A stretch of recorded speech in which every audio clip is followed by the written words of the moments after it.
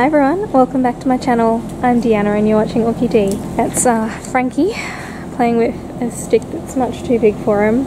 I hope you're all looking after yourselves, honestly, in this crazy world of ours at the moment. It's kind of hard to grasp and comprehend what's going on with so much tragedy at the moment, but I got a little bit caught up in it all.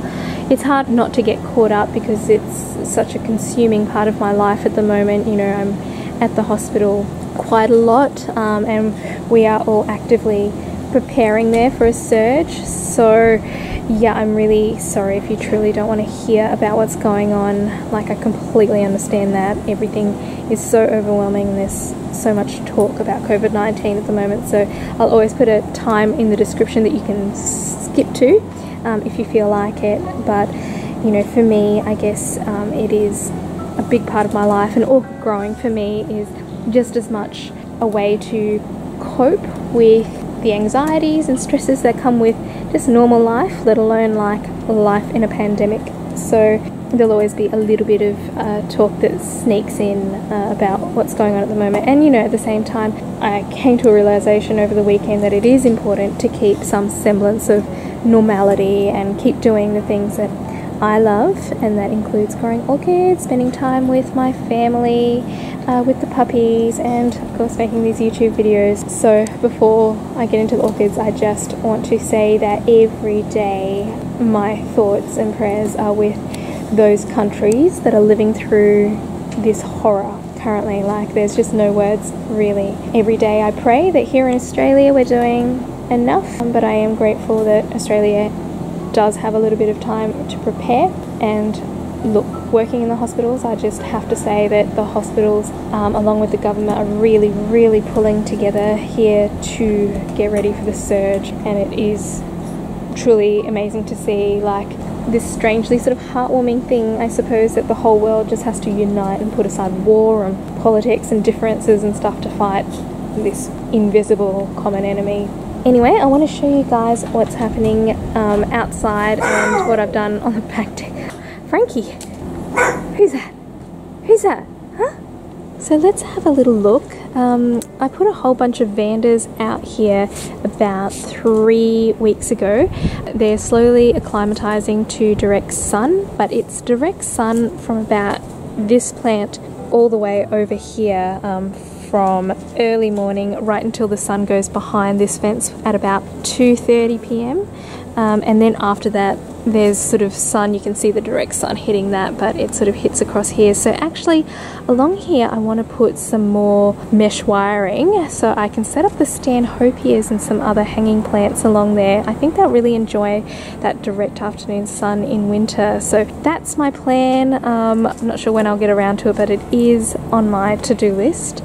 But these plants are actually doing really well. So I watered them yesterday morning for the first time in, I don't know, 10 days or something, and they seem to be coping okay. Like, you can see this Aerides, which has really been taking to the full sun pretty well, considering, you know, it's lost a couple of leaves and you can see it's looking a bit yellow, but it's been pretty warm in the high 20s Celsius, so that direct sun is warm and it's doing okay.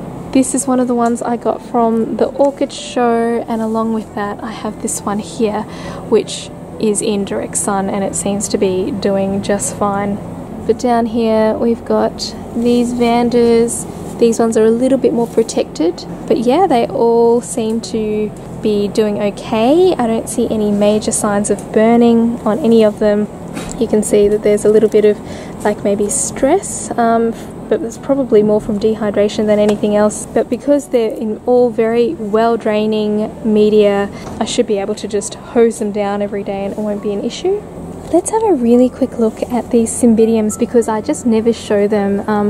I've still got the tags, but I actually don't know which one is which. This one in the corner has always done really badly and I should just chuck it away, but it just, despite neglect, refuses to die. So for that reason alone I just keep it. This one here has like a little growth coming out here. Don't know if that's a new growth or a flower spike. The cymbidiums are meant to spike in winter, and we did have a bit of a cool spell a few weeks ago, so I'm not sure, but probably more than likely it's just a new growth. None of my cymbidiums have ever spiked or flowered for me in the 3 years I've had them, so I am a terrible Cymbidium grower. So, I mean, these guys, as neglected as they are, they get watered with the vandas, they get as much sun as any plant I have. They get direct sun for most of the day, and I think they love it. Like, they don't burn. They seem to be growing really well.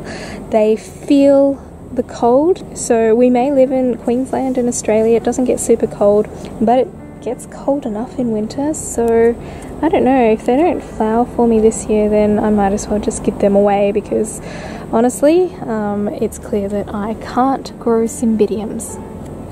So we can't go past these. This is Orchids Quinquebonera Variation Magnifica, and you can see when you look from the front, they kind of look like this bushy tail, white pinkish flowers with nice pink on them, but when you look from below, it is just stunning. They're very, very fragrant. They kind of smell like the Kingianum a little bit, like very strong honey, sweet smell. And this one here has 2 spikes.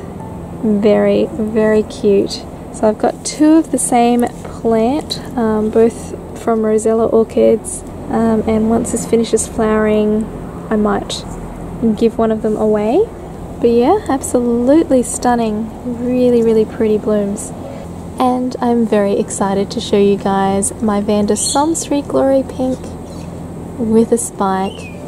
So you guys who have watched my channel for a while might know that I do have my fair share of vandas, but I don't show that many spikes because I have a lot of trouble getting my vanda types to rebloom, and I am almost certain that is largely because of light, just because half the year my vandas have always been on my back deck, and in winter I have the shades down and it's just not enough light for them. So that is the main reason that I've been trying to get them out here, acclimatise them to some direct light.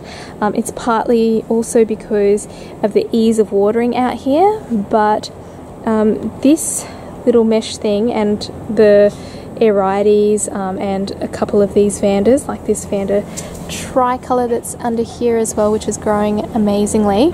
They've all been out here since about August last year, and you can see that they have had their struggles with a little bit of burn, but overall they have acclimatised really, really well, and I finally have a reward from it all. So I am super excited for that to develop. So up here on my back deck, not much going on in the way of blooms, but you might see that I've changed things up a little bit. I've got a whole new shelf that I got from Bunnings, same as the other one, but good quality, sturdy garage shelving. And I've got a whole new grow light set up there. So I've just been so impressed with the Mars Hydro SP250. It's just a really good quality, sturdy unit. And I need something that's sturdy and waterproof because I still get rain that comes through those top vents in heavy storms. These grow lights have just changed the way that I grow out here on my back deck. So even though they're not cheap, for me they are completely worth it. So I've got another SP250 here, and I also bought an SP150, which is the shorter one, which I'm going to put in my Phalaenopsis grow space. So yeah, things are looking pretty good up here. All my plants got equally neglected over the last 10 days or so, but I reshuffled yesterday and they're all doing okay for the most part. I've got some buds here developing in my Ida Elizabeth Enchanting. All my Zygopetalums finally got repotted a couple of weeks ago. I'll show you a little Walkeriana has a few new growths. This is one of the ones I up-potted. I did do a video, I think it was a couple of months ago now, but you can see little roots starting to come through now. So now with this second shelf set up, most of my plants have been moved over. I'm planning to get rid of this wire unit because it's just got a whole bunch of rust on it. But you can see I have a little bit of room to spare, so you know, if I were to accidentally buy some more orchids at some stage, I have lots of room for them. So the epidendrums are now in this corner. They're getting a bit more light through that window now. I think they probably could have used a bit more light than I gave them over the last few months, but they've still managed to spike. And I put this on my community page, but I've got this massive tall spike on my Wedding Valley Sakura up there, and it's growing a second spike just there. I think I've got another spike developing on that epidendrum there. So overall they're doing okay, but yeah, I think they'll appreciate having a bit more light coming in through this glass there. And I'll quickly show you what's left. Everything's still getting shuffled around, but I still have a few vanda types up here. I've got my stanhopias, which will stay here until I get around to changing their setup. And the vanda types I have here are either ones which have burnt fairly easily in the past, ones that I know don't need as much light, like the Rinca stylus, and some of the smaller ones, and there's a couple here which do actually bloom fairly readily, like this Ascocenda, which just always seems to be chucking out a spike. It's actually got a little bloom spike coming out there at the moment. It throws out several flower spikes a year, so I don't see any point in changing the location of that one just yet. So I'm quite liking this look. I think it looks quite neat and tidy, having the two shelves there, and now with the two grow lights, they're going to get consistent lighting out here. But things are still a bit messy. I'm still shuffling things around, but before I go, I just wanted to show you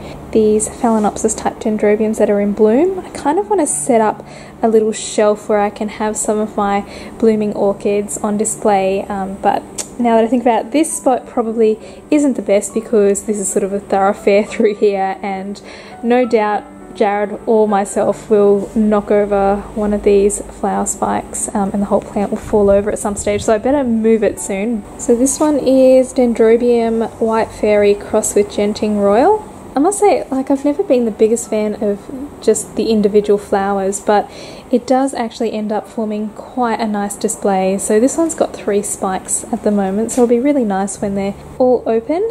And last of all, of course, we've got my Dendrobium Temasek Princess. Always puts on a lovely display. She is getting to be quite the big orchid as well. So guys, I hope you enjoyed this little update. On Saturday is the Global Virtual Orchid Show that John Green has organised, and that should be really fun, seeing what's in bloom for everybody. So on Saturday I will be posting 1-minute videos of all my orchids that are currently in bloom, so stay tuned for that. And I hope you guys are all looking after yourselves and keeping busy with your families and orchids, and I will see you all on Saturday. Bye!